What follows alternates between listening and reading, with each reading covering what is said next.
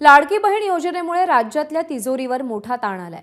त्यामुळे सरकारी कर्मचाऱ्यांना दिवाळीचा बोनस सोडा सणासुदीत पगारही मिळेल की नाही याची चिंता आहे, असा दावा ठाकरे गटाचे खासदार संजय राऊत यांनी केलाय। तर शिवरायांचा महाराष्ट्र अदानींचा करण्याचा घाट सरकारने घातलाय, असा हल्लाबोलही राऊतांनी केलाय। सर्व योजना या राज्यातल्या बंद केलेल्या आहेत। कर्मचाऱ्यांचे पगार यापुढे होतील की नाही सरकारी, अशी चिंता सगळ्यांना वाटते। कारण निवडणुकीसाठी लाडक्या बहिणींची मतं मिळावीत यासाठी सर्व निधी हा त्या योजनेकडे वळवलेला आहे। आणि एवढंच नव्हे तर या योजनेचं श्रेय घेण्यासाठी 3 पक्षामध्ये चढाओढ सुरू आहे।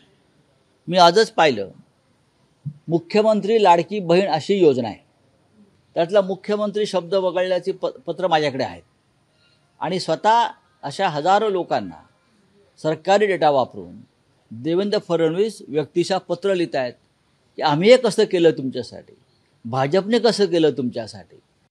या देशाचं व्यवस्थापनच अडाणीकडे आहे। एक शाळा चंद्रपूरची आपण जे म्हणताय, म्हणजे हळूहळू हा छत्रपती शिवरायांचा महाराष्ट्र हा अडाणींचा महाराष्ट्र करण्याचा घाट राज्याचे मुख्यमंत्री एकनाथ शिंदे, उपमुख्यमंत्री देवेंद्र फडणवीस, अजित पवार यांनी घातलेला आहे। विदर्भामध्ये 100 ठिकाणी अडाणीचे बोर्ड लागले आहेत जमिनीवर। आपण नागपूरच्या भागात महत्त्वाच्या भूखंडाकडे लक्ष टाकलं तर ठिकठिकाणी अडाणीचे बोर्ड ठोकलेले आहेत, खुंटे ठोकलेले आहेत। शाळा गेल्या, कॉलेजेस जातील, अनेक ऐतिहासिक वास्तू अडाणीकडे दिल्या जातील आणि या राज्याचे मुख्यमंत्री दिल्लीचे बूट चाटतील। चांद्यापासून बांद्यापर्यंत महाराष्ट्र अडाणीचा करण्याचा हा धोका आम्हाला दिसतोय।